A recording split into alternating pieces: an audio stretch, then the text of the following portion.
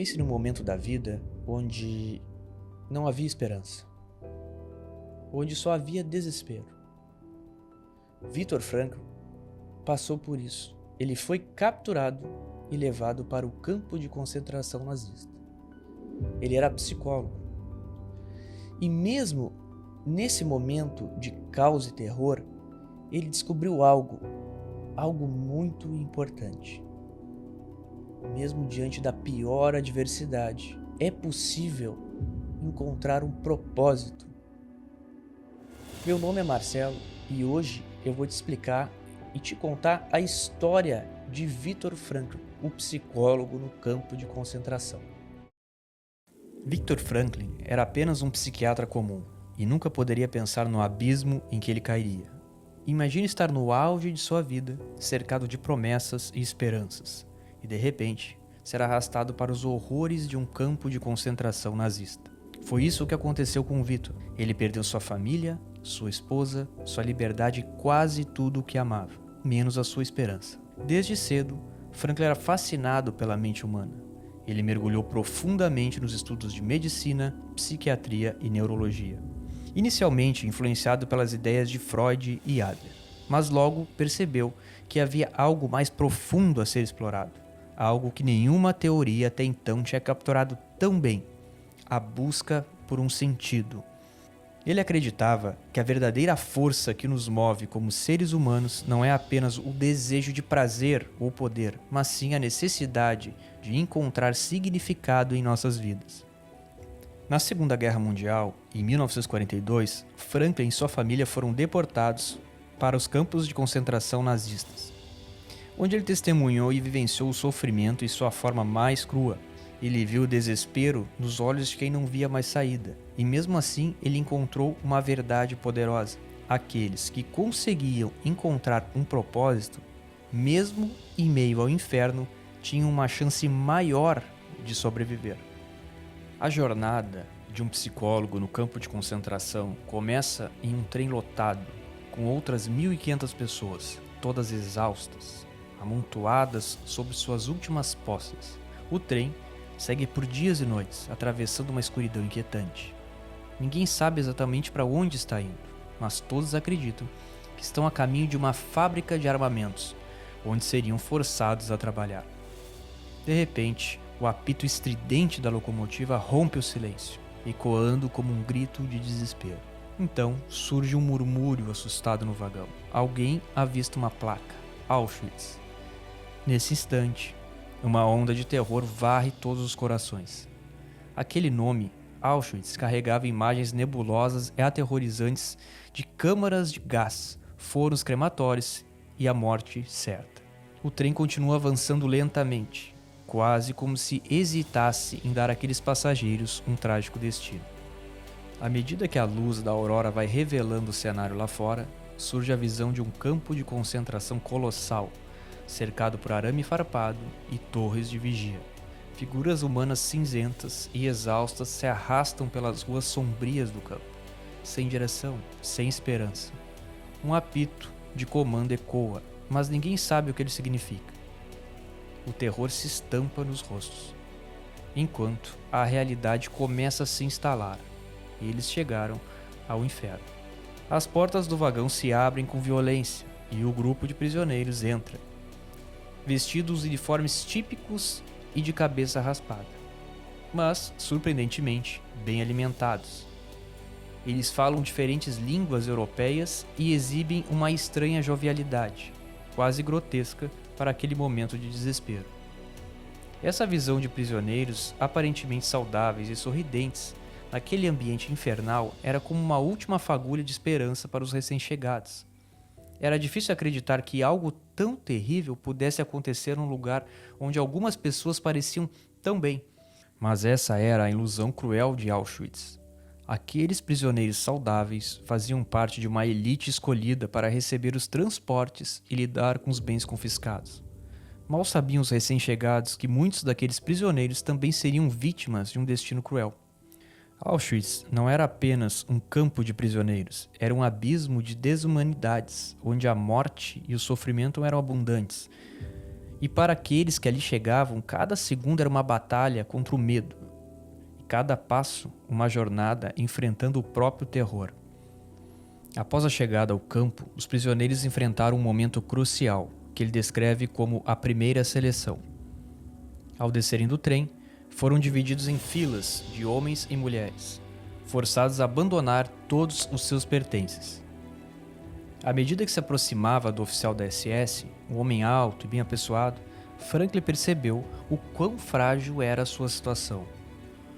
Com um simples gesto de dedo, o oficial determinava o destino de cada pessoa. Para a direita, aqueles que seriam poupados para o trabalho. Para a esquerda, os que estavam condenados à morte. Quando chegou a vez de Franklin, ele se endireitou, tentando mostrar força, e o oficial o direcionou para a direita, o lado da sobrevivência. Mais tarde, naquela noite, os prisioneiros souberam a verdade brutal sobre essa primeira seleção. Aqueles que foram mandados para a esquerda marcharam diretamente para os crematórios, onde encontrariam um fim horrível. Os que foram escolhidos para viver foram submetidos a um banho de desinfecção. O processo de desumanização continuou de forma impiedosa. Os prisioneiros foram forçados a se despir, rasparam os seus corpos e foram deixados completamente nus. Foi aí que Victor percebeu que tudo o que ele possuía, tudo que antes definia sua vida, havia sido tirado. Restavam apenas o corpo e a vontade de sobreviver. Seus óculos e o cinto eram as únicas coisas que o ligavam à sua antiga identidade. Mas até mesmo esses itens estavam destinados a desaparecer na luta desesperada por comida e sobrevivência. As condições no campo eram impiedosas e cruéis. Aqueles que tentavam preservar alguma dignidade ou esperança eram rapidamente confrontados com a dura realidade. Nada lhes pertencia, nem mesmo suas vidas. Essa era a verdade de Auschwitz, um lugar onde a sobrevivência era uma questão de sorte, resistência e, acima de tudo, de uma constante batalha psicológica contra a perda da humanidade. Durante as primeiras reações no campo de concentração, os prisioneiros enfrentam uma fase de desilusão e de humor macabro. Eles sentiam que nada tinham mais a perder. E no meio de brincadeiras forçadas e comentários sarcásticos, surgiu um senso de curiosidade sobre o que iria acontecer depois em suas vidas.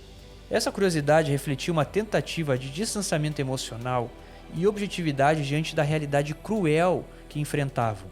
Também percebiam a resistência física surpreendente que seus corpos demonstravam, contrariando todas as expectativas médicas. Na medida em que se adaptavam às duras condições, os prisioneiros desenvolviam novas habilidades de sobrevivência e uma nova percepção de seu próprio corpo. E o choque inicial logo daria lugar a uma adaptação psicológica. Os prisioneiros aprendiam a adotar uma postura que pudesse ajudar a manter sua aparência saudável e útil para o trabalho, como raspar a barba e tentar manter uma compostura que sugerisse força e saúde. Dessa forma, aumentavam suas chances de não serem selecionados para a morte. Não demorou muito para que a lógica absurda e a brutalidade do campo de concentração fossem aceitas como um estado de normalidade e os prisioneiros compreendessem que reações consideradas anormais diante de uma situação tão terrível são, na verdade, totalmente normais. Essa adaptação à nova realidade revela tanto a resistência física quanto a adaptação mental diante das circunstâncias extremas. O segundo estágio das reações dos prisioneiros em campos de concentração é marcado pela apatia. Após o primeiro momento, os prisioneiros passavam a uma fase em que suas emoções se tornavam cada vez mais entorpecidas e insensíveis. Esse entorpecimento emocional foi um mecanismo de defesa necessário para a sobrevivência diante da brutalidade e dos horrores diários. Sentimentos como compaixão, nojo e revolta desapareceram à medida que os prisioneiros se acostumavam com a situação. Eles também perderam a sensibilidade à dor física e ao sofrimento dos outros. Espancamentos e humilhações constantes se tornaram rotina, mas o que mais os afetava não era tanto a dor física, mas o escárnio e a injustiça dos tratamentos que recebiam. onde mesmo as tentativas de mostrar empatia ou ajudar os companheiros eram desencorajadas ou punidas severamente. Apesar do primitivismo da vida no campo, algumas pessoas, especialmente aquelas com uma vida intelectual e culturalmente ativa, mostravam tendências a se refugiar no próprio mundo interior. Para essas pessoas, apesar da dor e da dificuldade, a riqueza espiritual e a liberdade interior lhes permitiam encontrar conforto. Curiosamente, muitas dessas pessoas fisicamente mais frágeis resistiam melhor à vida no campo do que outras, aparentemente mais robustas. Em seu livro, Viktor Frankl relembra uma marcha rumo ao trabalho, na qual a imagem de sua esposa surgiu em sua mente, dando-lhe forças e esperança. Mesmo sem saber se ela estava viva, ele encontrava consolo na lembrança do amor que sentia. Ele percebeu que o amor transcende a existência física e pode trazer redenção, mesmo nas piores circunstâncias. Essas meditações amorosas foram sua forma de permanecer conectado a algo além da realidade brutal ao seu redor, pois a felicidade naquele local era medida pela ausência de sofrimento e por pequenos momentos de alívio. Prisioneiros se sentiam gratos por coisas mínimas, como tirar os piolhos do corpo sem ser interrompido por alarmes aéreos. Certa vez, Viktor descreveu a felicidade que sentiu ao receber uma sopa distribuída de maneira justa por um cozinheiro que não fazia distinções entre prisioneiros. Esses momentos raros e preciosos contrastavam com a realidade da maioria, que precisava usar favoritismo para garantir uma chance maior de sobrevivência. Cercados por multidões de companheiros de sofrimento, os prisioneiros ansiavam por um momento de solitude. Viktor não era diferente. Encontrou refúgio quando trabalhou como médico durante uma epidemia de tifo. Atrás do barracão dos doentes, ele se sentava em uma tampa de madeira, sobre a entrada de uma canalização subterrânea. Ali, por alguns minutos, ele contemplava as colinas e campos verdejantes da Baviera, transportando-se para longe, em pensamentos sobre seus entes queridos. Refletindo sobre o destino, Frankl compreendeu que a vida no campo era tão desvalorizada que pessoas se tornavam números sem nome ou história. Destinos se transformavam em moedas de troca e seleções brutais decidiam entre a vida e a morte, em questão de segundos. Nesse contexto, a apatia e irritabilidade se misturavam. A fome, a falta de sono, o frio cortante e a ausência de pequenas satisfações, como nicotina ou cafeína, faziam com que cada prisioneiro se tornasse uma sombra de si mesmo.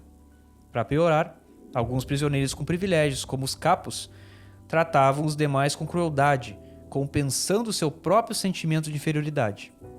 Contudo, mesmo nesse ambiente desolador, haviam aqueles que não se entregavam ao desespero.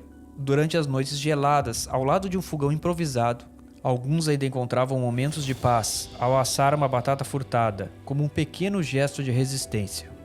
Frankl observou que as reflexões sobre o sentido da vida não eram apenas filosofias abstratas, mas ferramentas de sobrevivência. A percepção de que a vida ainda fazia exigências impedia o desespero, mesmo sem a esperança de escapar com vida. O desafio era encontrar propósito, mesmo no sofrimento e na morte. Como Nietzsche afirmou, quem tem um porquê viver suporta quase qualquer como. Aceitar o sofrimento sem ilusões fazia parte dessa compreensão. O sofrimento precisava ser enfrentado com coragem. No seu encarceramento, Viktor Frankl mostrou que é possível escolher como reagir às circunstâncias. Em certo momento de sua obra, ele lembra como alguns prisioneiros, mesmo famintos, ainda compartilhavam uma palavra de conforto ou uma última fatia de pão, provando que, mesmo no abismo da dor humana, era possível preservar a dignidade. Essa capacidade de escolha revelava uma liberdade interior que nunca poderia ser retirada. Aqueles que resistiam ao desespero mostravam que o sofrimento não era um fim sem sentido, mas uma oportunidade de transcendência. Por tudo isso, ele propôs uma mudança radical na forma de entender o sentido da vida. Em vez de perguntar o que esperar da vida, deveríamos nos perguntar o que a vida espera de nós. Assim, cada situação se torna uma oportunidade única de resposta.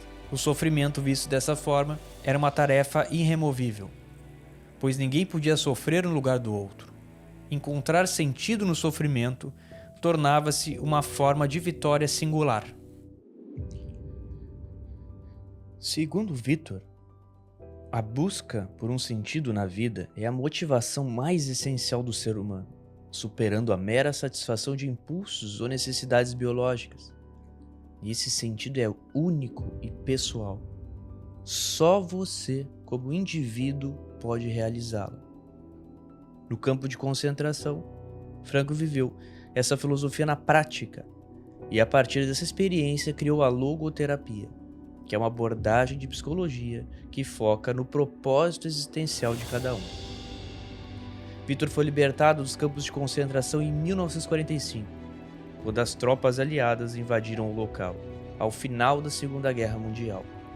Ele viveu até os 92 anos, deixando essa grande mensagem para nossas vidas, nos lembrando que nosso propósito pode transformar nossas maiores dificuldades em oportunidades de crescimento.